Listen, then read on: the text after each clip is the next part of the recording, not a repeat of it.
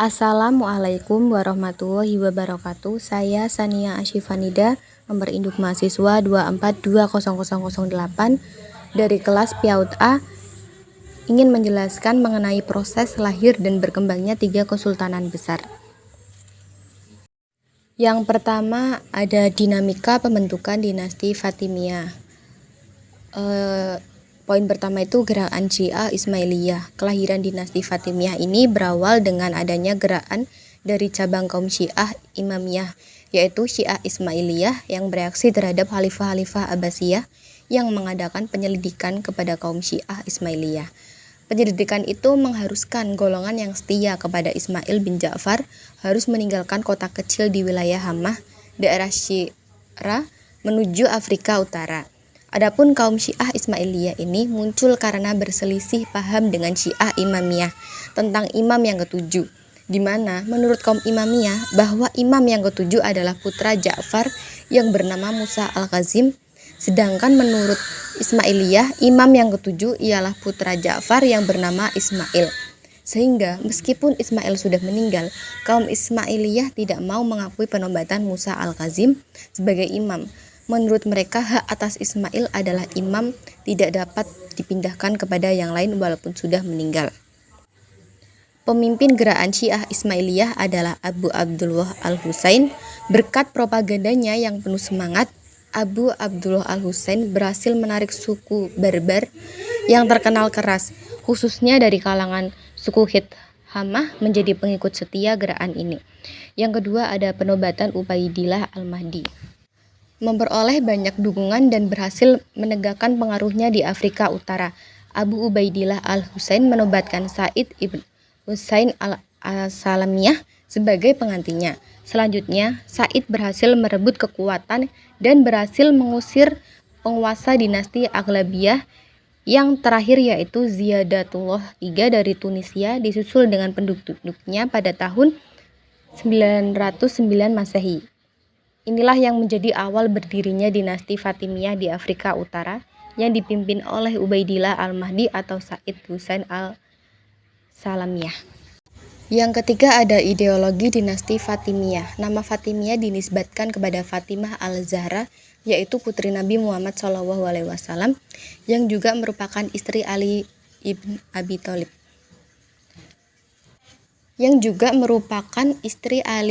Thalib. Ubaidillah al-Mahdi mengaku sebagai keturunan Ali bin Abi Thalib dan Fatimah al-Zahra melalui garis Ismail, putra Ja'far al-Sadiq. Penisbatan ini memperkuat klaim dan legitimasi dinasti ini yang menganggap bahwa merekalah yang sebenarnya paling berhak mengambil kendali dan memerintah seluruh kerajaan Islam.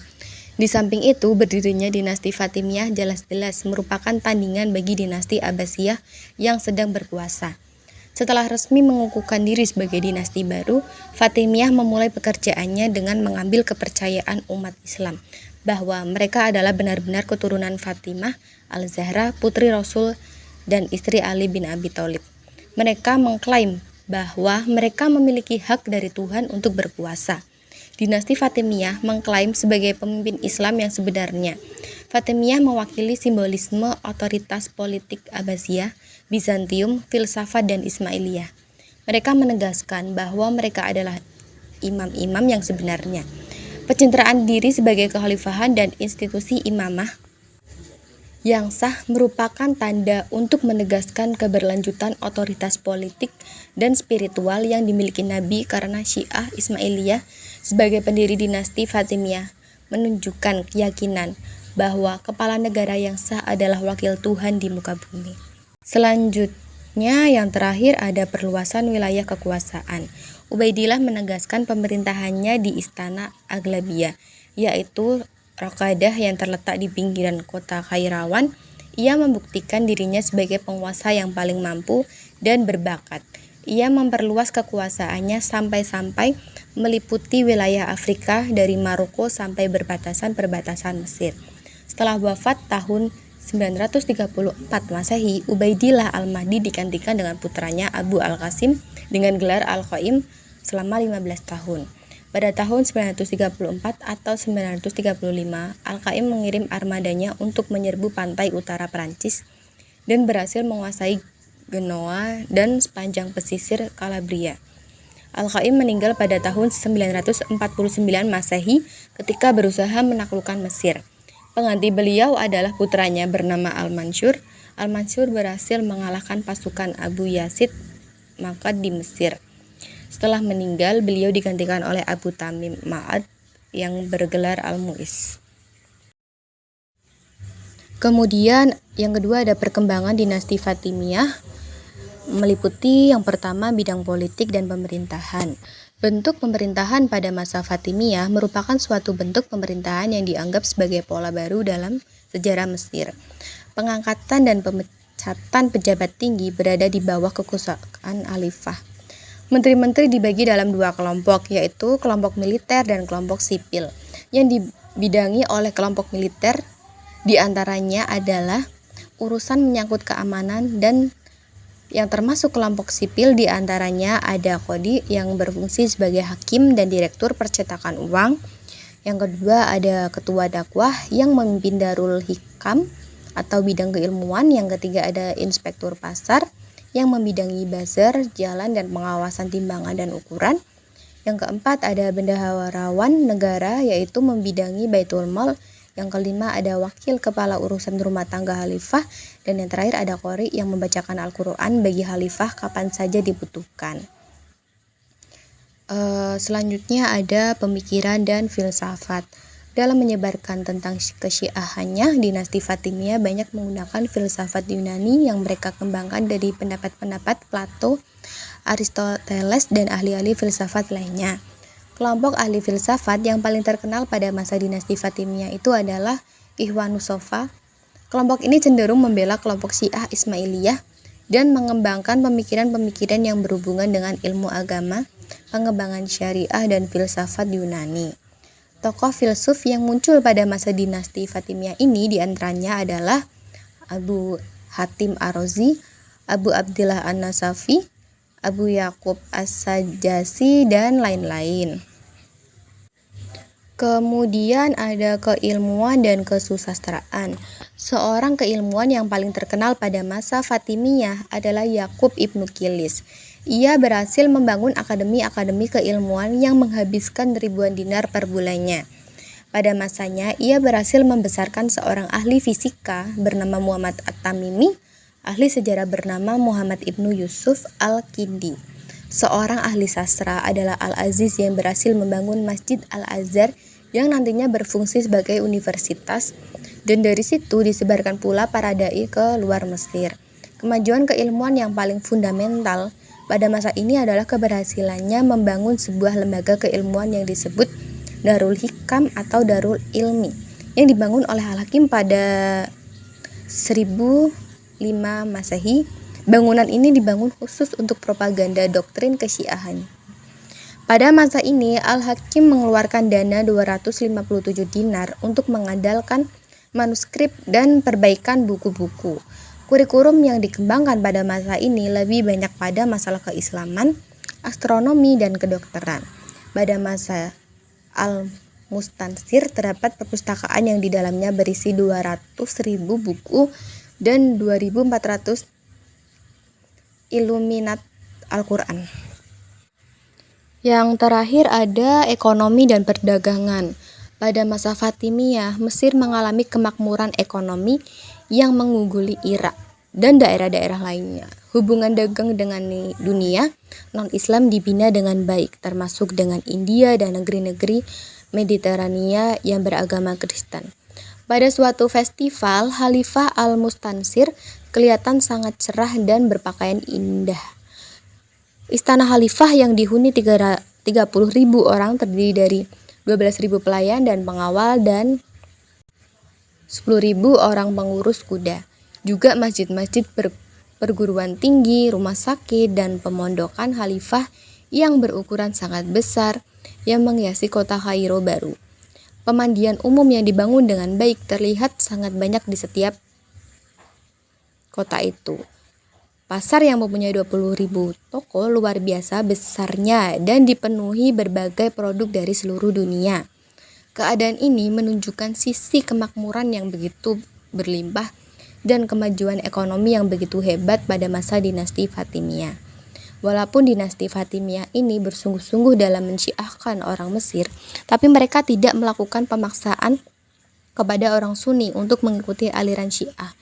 Itulah salah satu kebijakan pemerintah yang dilakukan dinasti Fatimiyah yang imbasnya sangat besar terhadap kemakmuran dan kehidupan sosial yang aman dan tentram. Nah, poin selanjutnya ada kemunduran dinasti Fatimiyah. Yang pertama itu perilaku Al-Hakim pengganti Al-Aziz yang kejam. Menjadi awal kemunduran dinasti Fatimiyah, Al-Hakim membunuh beberapa wazir, menghancurkan beberapa gereja, menghancurkan kuburan suci umat Kristen, menetapkan aturan ketat terhadap non-Islam dengan menjadikan Islam eksklusif dari agama lain seperti pakaian dan identitas agama. Yang kedua ada konflik internal antar para elitnya yang cukup dahsyat dan berkepanjangan. Konflik internal dalam pemerintahan Fatimiyah muncul dikarenakan hampir semua khalifahnya setelah wafatnya Al-Aziz naik tahta ketika masih dalam usia sangat muda, bahkan kanak-kanak. Misalnya Al-Hakim naik tahta pada usia 11 tahun, Al-Zahir berusia 16 tahun, Al-Mustansir naik tahta usia 11 tahun, Al-Amir usia 5 tahun, Al-Faiz usia 4 tahun, dan Al-Adid usia 9 tahun. Akhirnya, jabatan wazir yang mulai dibentuk pada masa Khalifah Al-Aziz bertindak sebagai pelaksana pemerintahan.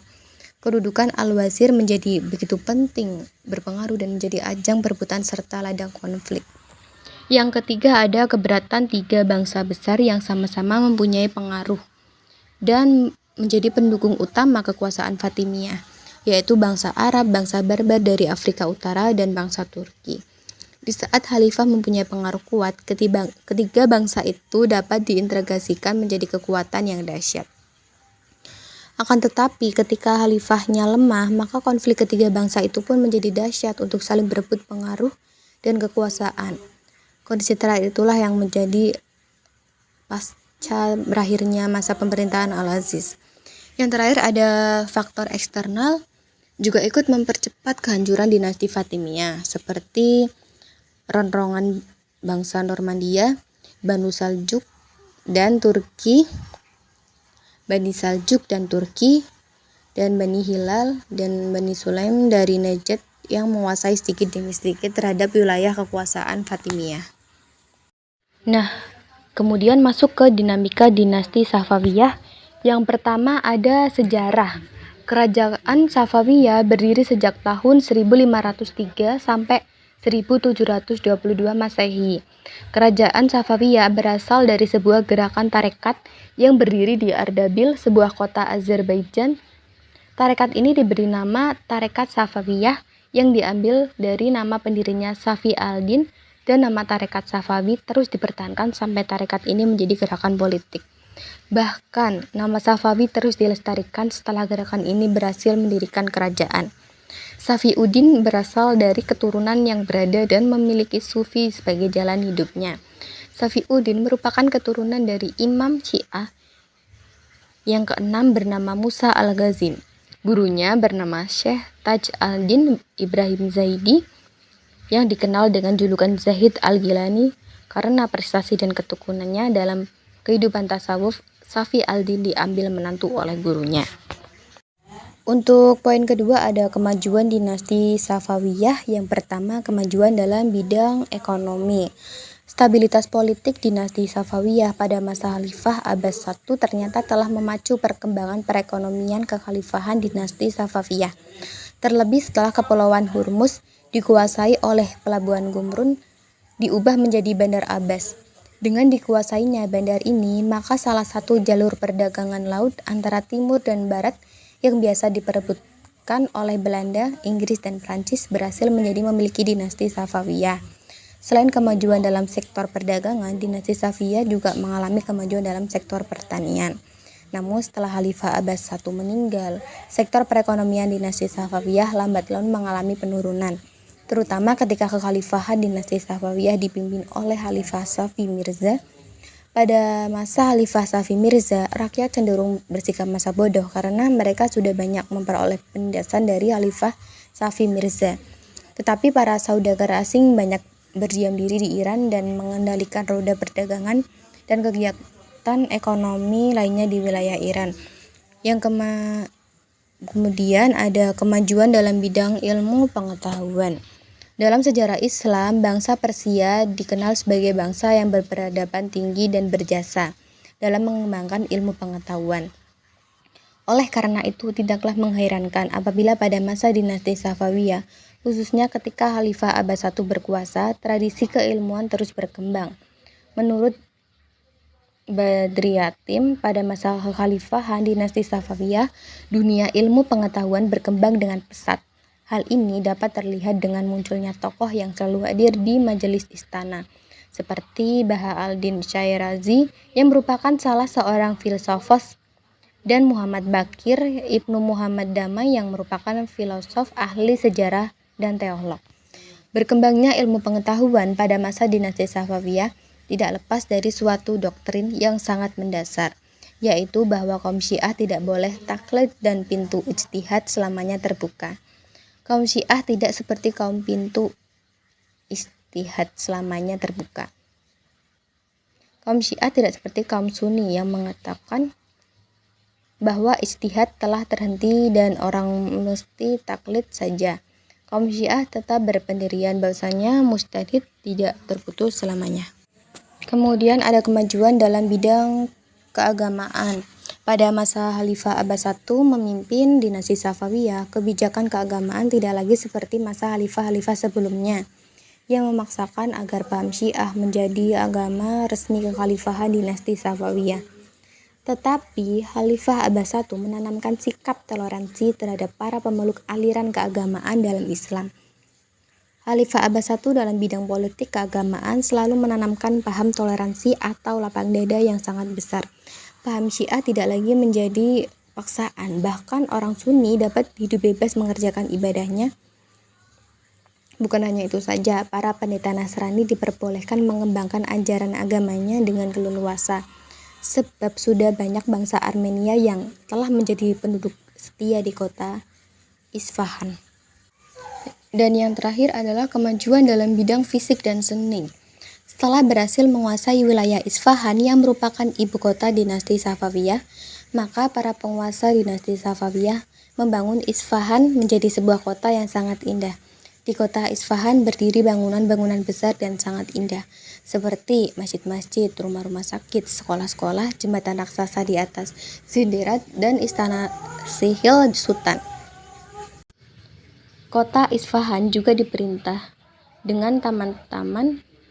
Kota Isfahan ini juga diperindah dengan taman-taman wisata yang ditata secara apik. Ketika Khalifah Abbas I wafat, di kota Isfahan terdapat 162 masjid, 48 akademi, 1.802 penginapan, dan 273 pemandian umum. Kemajuan dalam bidang seni pada masa dinasti Safawiyah tampak begitu jelas dari sudut gaya arsitektur bangunan. Hal ini dapat terlihat dari bangunan Masjid Syaikhlut Allah yang dibangun pada tahun 1603 Masehi dan bangunan Masjid Shah Hussein yang dibangun pada tahun 1611 Masehi. Unsur seni lainnya yang mencapai kemajuan pada masa dinasti Safawiyah adalah unsur seni dalam bentuk kerajinan tangan, karpet, permadani, pakaian, tenunan, mode tembikar, dan benda seni lainnya. Seni lukis mencapai puncak kemajuan pada masa Khalifah Tahmasp I dan Khalifah Ismail tahun 1522 Masehi dengan membawa pelukis timur ke Tabriz yang bernama Bizhar. Pada zaman Khalifah Abbas I memimpin dinasti Safawiyah, berkembanglah kebudayaan, kemajuan, dan keagungan pikiran mengenai seni lukis, seni pahat, syair, dan sebagainya.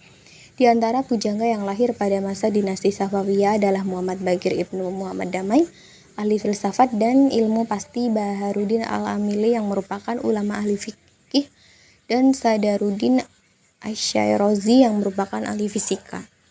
Demikianlah puncak kemajuan dan peradaban yang dicapai pada masa kekhalifahan dinasti Safawiyah. Kemajuan yang pernah dicapai dinasti Safawiyah membuat dinasti Safawiyah menjadi salah satu dari 3 kerajaan besar dalam dunia Islam yang disegani oleh lawan politiknya, terutama dalam bidang politik dan militernya. Walaupun tidak setara dengan kemajuan Islam pada masa klasik, dinasti Safawiyah telah memberikan kontribusinya mengisi peradaban Islam melalui kemajuan-kemajuan dalam bidang ekonomi, ilmu pengetahuan, peninggalan seni, dan gedung-gedung bersejarah.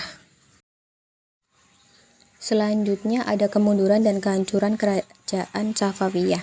Yang pertama, adanya sistem pergantian syah yang tidak konsisten. Sebagai sebuah dinasti, pergantian syah diturunkan kepada anak saudaranya.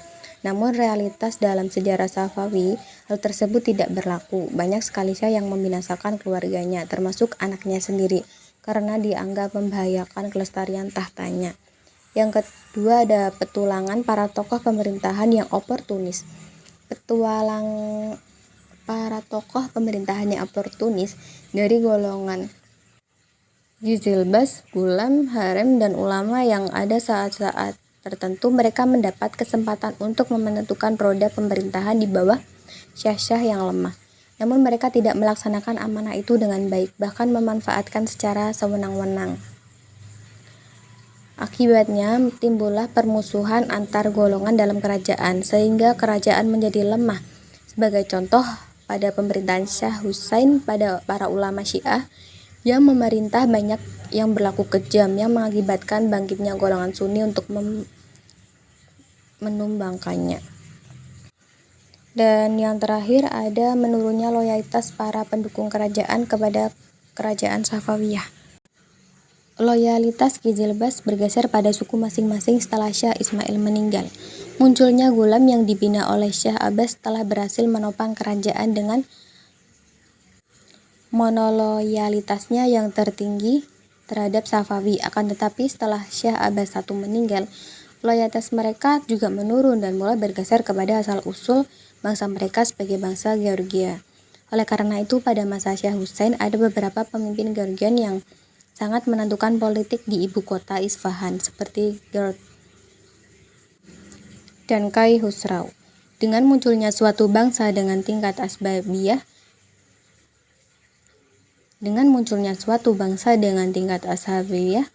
tinggi seperti bangsa Afgan yang berusaha menghancurkan Safawi tidak dapat diperintahkan lagi karena ditinggalkan oleh para pendukungnya. Kemudian yang terakhir ada dinasti Mughal. Yang pertama ada periodisasi. Kerajaan Mughal bukanlah kerajaan Islam pertama di India, tetapi sebelumnya telah ada beberapa kerajaan dan upaya memperjuangkan Islam di sana. Kerajaan Mughal merupakan kelanjutan dari Kesultanan Delhi. Kerajaan Mughal juga merupakan kerajaan Islam terakhir di India hingga berganti dengan pemerintahan imperialisme Inggris memerintah di sana. Kerajaan ini merupakan anak cucu dari bangsa Mongol. Di antara keturunannya adalah Timur Leng, keturunan Genghis Khan yang telah masuk Islam dan pernah berkuasa di Asia Tengah pada abad ke-15. Timur Leng pertama kali melakukan penyerangan ke India pada tahun 1398. Meskipun begitu, ia tidak berambisi untuk menguasainya. Penaklukan India yang sesungguhnya baru dilakukan oleh Zahiruddin Muhammad Babur, salah seorang keturunan dari Timur Leng. Selanjutnya ada kemajuan peradaban Islam pada masa Mughal. Yang pertama itu bidang politik dan administrasi, pemerintahan, perluasan wilayah. Ia berhasil menguasai Sundar, Gond, Sitor, Rantabar, Kalinjar, Gujarat, Surat, Bihar, Bengal, Kashmir, Orissa, Deccan, Gawilgard, Narhala, Ahmadnagar, dan Asirgah, dan konsolidasi kekuatan. Usaha ini berlangsung hingga masa pemerintahan Aurangzeb. Menjalankan roda pemerintahan secara militeristik, pemerintahan daerah dipegang oleh seorang sipasalar atau kepala komandan, sedang subdistrik dipegang oleh faujar atau komandan. Jabatan-jabatan sipil juga diberi jenjang kepangkatan yang bercorak kemiliteran. Para pejabat itu memang diharuskan mengikuti latihan kemiliteran. Akbar menerapkan politik toleransi universal. Dengan politik ini, semua rakyat India dipandang sama. Mereka tidak dibedakan karena perbedaan etnis dan agama. Politik ini dinilai sebagai model toleransi yang pernah dipraktekkan oleh penguasa Islam. Pada masa Akbar, terbentuk landasan institusional dan geografis bagi kekuatan imperiumnya yang dijalankan oleh elit militer dan politik yang pada umumnya terdiri dari pembesar Afgan, Iran, Turki, dan Muslim asli India. Peran penguasa di samping sebagai seorang panglima tentara juga sebagai pemimpin jihad. Para pejabat dipindahkan dari sebuah jagir kepada jagir lainnya untuk menghindarkan mereka mencapai interes yang besar dalam sebuah wilayah tertentu. Jagir adalah sebidang tanah yang diperuntukkan bagi pejabat yang sedang berkuasa. Dengan demikian, tanah yang diperuntukkan tersebut jarang sekali memiliki hak milik pejabat, kecuali hanya hak pakai. Wilayah imperium juga dibagi menjadi sejumlah provinsi dan distrik yang dikelola oleh seorang dipimpin oleh pejabat pemerintahan pusat untuk mengamankan pengumpulan pajak dan untuk mencegah penyalahgunaan oleh kaum petani. Kemudian ada bidang ekonomi. Terbentuknya sistem pemberian pinjaman bagi usaha pertanian. Adanya sistem pemerintahan lokal yang digunakan untuk mengumpulkan hasil pertanian dan melindungi petani. Setiap perkampungan petani dikepalai oleh seorang pejabat lokal yang dinamakan mukadam atau patel, yang mana kedudukannya yang dimiliki dapat diwariskan, bertanggung jawab kepada atasannya untuk menyetorkan penghasilan dan menghindarkan tindak kejahatan. Kaum petani dilindungi hak pemilik atas tanah dan hak mewariskannya, tapi mereka juga terikat terhadapnya. Sistem pengumpulan pajak yang diberlakukan pada beberapa provinsi utama pada imperium ini, perpajakan dikelola sesuai dengan sistem ZAP. Sejumlah pembayaran tertentu dibebankan pada tiap unit tanah dan harus dibayar secara tunai. Besarnya beban tersebut didasarkan pada nilai rata-rata hasil pertanian dalam 10 tahun terakhir. Hasil pajak yang terkumpul dipercayakan kepada Jagirdar, tetapi para pejabat lokal yang memiliki pemerintahan pusat mempunyai peran penting dalam pengumpulan pajak. Di tingkat subdistrik, administrasi lokal dipercayakan kepada seorang kanungo yang menjaga jumlah pajak lokal dan yang melakukan pengawasan terhadap agen-agen Jagirdar, dan seorang kaudri yang mengumpulkan dana atau uang pajak dari Samindar. Perdagangan dan pengolahan industri pertanian mulai berkembang pada masa Akbar. Konsesi perdagangan diberikan kepada The British East India Company, perusahaan Inggris India Timur, untuk menjalankan usaha perdagangan di India sejak tahun 1600. Mereka mengekspor katun dan busa sutra India, bahan baku sutra, sendawa, nilai dan rempah, dan mengimpor perak dan jenis logam lainnya dalam jumlah yang sangat besar. Kemudian ada bidang agama pada masa Akbar. Perkembangan agama Islam di kerajaan Mughal mencapai suatu fase yang menarik, di mana pada masa itu Akbar memproklamasikan sebuah cara baru dalam beragama, yaitu konsep dini ilahi. Karena aliran ini, Akbar mendapat kritik dari berbagai lapisan umat Islam. Bahkan Akbar dituduh membuat agama baru. Pada prakteknya, dini ilahi bukan sebuah ajaran tentang agama Islam. Namun, konsepsi itu merupakan upaya mempersatukan umat-umat beragama di India. Sayangnya, konsepsi tersebut mengesankan kegilaan Akbar terhadap kekuasaan dengan simbol-simbol agama yang dikedepankan. Umar Asaduddin Soka, seorang peneliti dan guru besar di Fakultas Adab UIN Sunan Kalijaga, Yogyakarta, menyamakan konsepsi din ilahi dengan Pancasila di Indonesia. Penelitian ini menyimpulkan din ilahi itu merupakan semacam ideologi atau dasar pemerintahan Akbar, dan Pancasilanya itu bagi bangsa Indonesia. Perbedaan kasta di India membawa keuntungan terhadap pengembangan Islam. Seperti pada daerah Bengal, Islam langsung disambut dengan tangan terbuka oleh penduduk, terutama dari kasta rendah yang merasa disia-siakan dan dikutuk oleh golongan Arya Hindu yang angkuh. Pengaruh Parsi sangat kuat. Hal itu terlihat dengan digunakannya bahasa Persia menjadi bahasa resmi Mughal dan bahasa dakwah. Oleh sebab itu, pencampuran budaya Persia dengan budaya India dan Islam melahirkan budaya Islam India dikembangkan oleh dinasti Mughal. Berkembangnya aliran keagamaan Islam di India sebelum dinasti Mughal. Muslim di India adalah penganut Sunni fanatik, tetapi penguasa Mughal memberi tempat bagi Syiah untuk mengembangkan pengaruhnya. Pada masa ini juga dibentuk sejumlah badan keagamaan berdasarkan persekutuan terhadap mazhab hukum, tarekat sufi, persekutuan terhadap ajaran Sai, ulama, dan wali individual. Mereka terdiri dari warga Sunni dan Syi'i. Pada masa Aurangzeb berhasil disusun sebuah risalah hukum pada Islam atau upaya kodifikasi hukum Islam yang dinamakan Fatwa Alamgiri. Kodifikasi ini ditunjukkan untuk meluruskan dan menjaga syariat Islam yang nyaris kacau akibat politik sulahul dan din ilahi. Yang terakhir ada bidang seni dan budaya. Munculnya beberapa karya sastra tinggi seperti Mafat yang mengandung pesan kebajikan antara manusia. Gubahan Muhammad Jayasi, seorang penyair istana. Abu Fadl menulis Akbar, Nameh, dan Aini Akbari yang berisi sejarah Mughal dan pemimpinnya. Kerajaan Mughal termasuk sukses dalam bidang arsitektur. Taj Mahal di Agra merupakan puncak karya arsitektur pada masanya, diikuti oleh Istana Fatpur Sikri peninggalan Akbar dan Masjid Raya Delhi di Lahori. Di kota Delhi Lama, lokasi bekas pujat kerajaan Mughal, terdapat Menara Qutub Minar, Masjid Jami' Watul Islam, Makam Iltutmish, Benteng Alai Darwaza, Masjid Hirki, Makam Nasiruddin Humayun, Raja Mughal kedua. Di kota Hyderabad terdapat 4 menara benteng Char Minar. Di kota Jaunpur berdiri tegak Masjid Jami' Atala.